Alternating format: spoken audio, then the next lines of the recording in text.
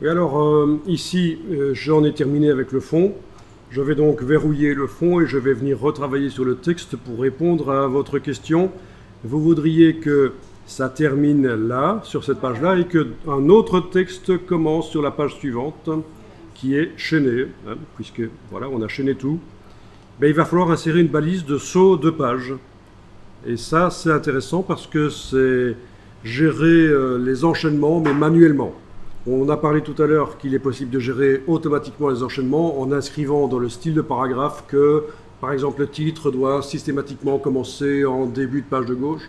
Ça, c'est la gestion automatique des enchaînements, mais on peut aussi le faire manuellement grâce aux balises. Alors, ben, je vais aller chercher rapidement.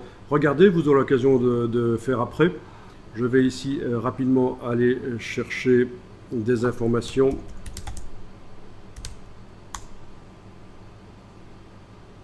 Ok. Pas ça. Ok. Hein. Ah, ça je connais mieux le mot gear. C'est ça le mot que je connaissais pour dire rouage. Ok. Donc j'ai été copié du texte dans Wikipédia. Je vais ici à la fin, je fais un retour chariot, je colle, le voilà.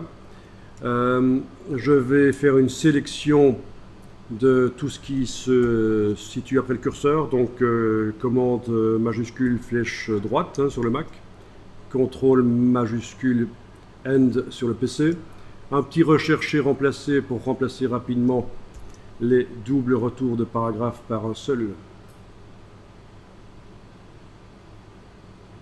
Oui, dans la sélection, c'est bon. Tout remplacer. Et appliquer le style de paragraphe. Et donc, corps de texte anglais. Ah ben c'est déjà le cas. Corps de texte anglais est appliqué.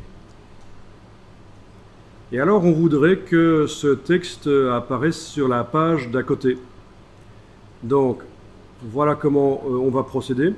Je vais me mettre à la fin du paragraphe précédent. Je vais faire un clic droit. Insérer un caractère de saut.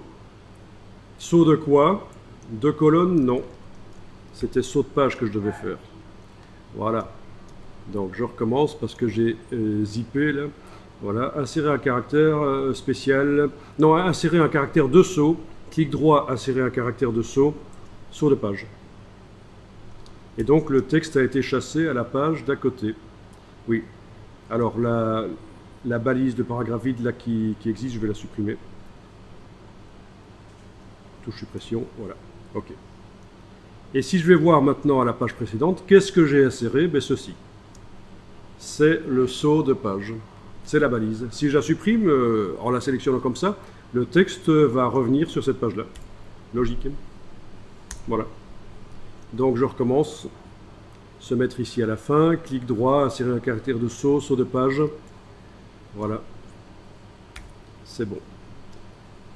Donc vous pouvez comme ça gérer la distribution du texte dans vos pages. Et en effet, faire comme ceci des espaces vides, entre guillemets, hein. Il y a quand même une image de rouage, mais il n'y a pas du texte. C'est très très bien pour la mise en page. Parce qu'il faut savoir que si on veut donner un aspect classieux à un document, il faut laisser des espaces vides. Si on veut donner un aspect, donner l'illusion qu'on vend des objets vraiment pas chers, il faut tout remplir. C'est ça le truc. Regardez les publicités qui vendent des objets bas de gamme pas chers, c'est du remplissage à fond. Regardez les publications classieuses, les magazines, c'est de l'espace vide. Et à ce propos, j'ai un bouquin qui est très intéressant, qui s'appelle « Les espaces blancs ne sont pas vos ennemis ».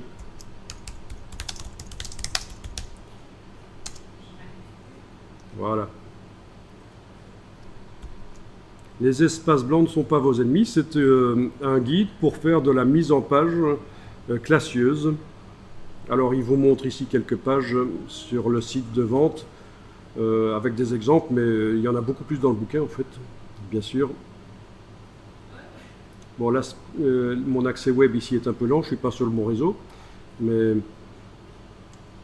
Vous voyez qu'il existe même un bouquin qui explique que vous avez vraiment intérêt à utiliser les espaces blancs, les espaces vides dans vos publications.